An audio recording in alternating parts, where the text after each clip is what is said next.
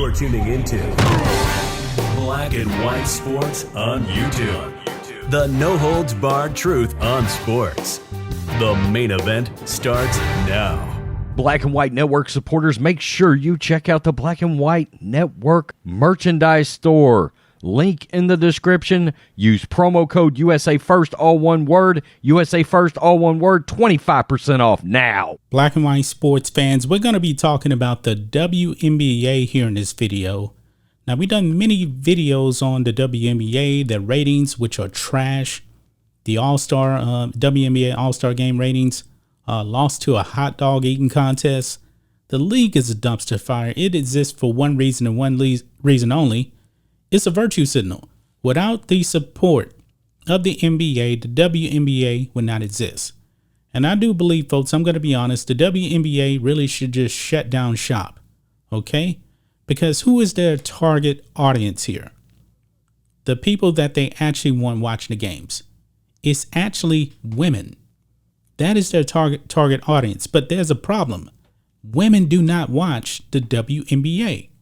So that brings us to comedian and actor Bill Burr. If you watch The Mandalorian, he plays Mids Mayfield on The Mandalorian. Really good in that role. Well, he has come out and put a haymaker on these woke feminists talking about equal pay, people like Megan Rapinoe, all these other woke activists out there. He dropped the hammer on them. Check this out on Outkick here. Bill Burr rips feminists for not supporting WNBA. None of you went to the effing games.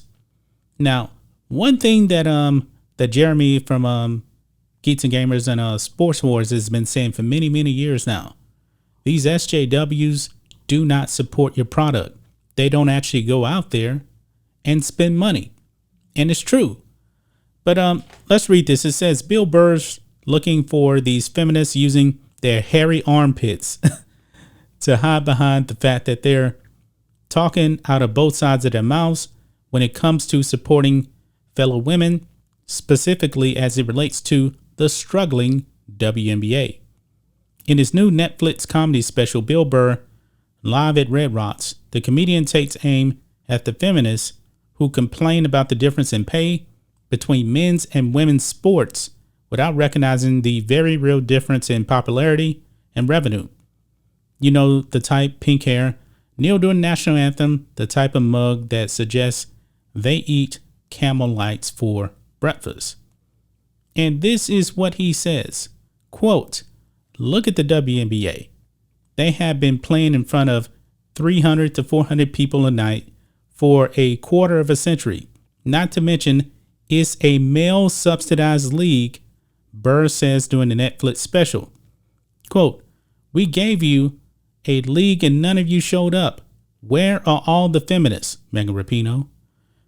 That place should be packed with feminists, faces painted, wearing jerseys, going effing nuts like the guys do." He's right about this. But the thing is, these people do not support the product. He goes on, "None of you went to the effing games.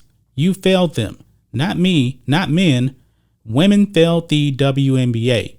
Ladies, name your top 5 WNBA players of all time," said Burr. "Name 5 WNBA teams. Name the WNBA team in your city. You can't do it." Now, I've mentioned this on Sports Wars before in the past, that out of the original WNBA teams, like half of the teams don't exist anymore. And folks, these woke feminists out there and the people in the woke media out there always want to blame men. However, like Bill Burr said, the WNBA is subsidized by the NBA. Men. And folks, check this out. Adam Silver back in 2018. The problem was not men. This is what Adam Silver said back in 2018. Adam Silver, WNBA not connecting with young women and girls. So this is exactly what he said right here. You can see the quotes. I'm going to read it. He says, quote, "I'm particularly frustrated that we've been unable to get young women, girls to attend those games. Women's basketball is largely supported just in terms of the demographics by older men, for whatever reason, who like fundamental basketball. It's something I've talked a lot to the players about. We're not connecting with almost the same demographic that our players are. I'm always saying our players are roughly 21 to 34 in that age range.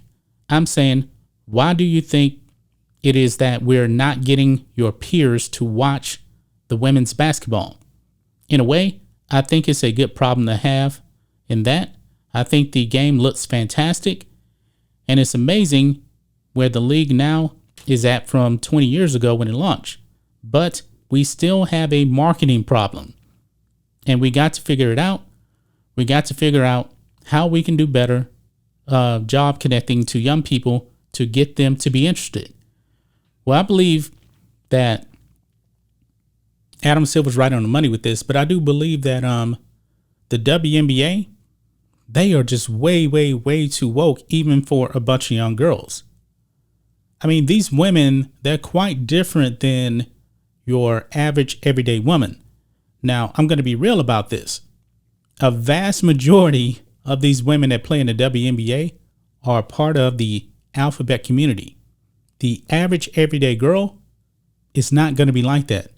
They're not. But here's another problem, folks. Adam Silver said it here. It is older men. Check this out that I found from ESPN.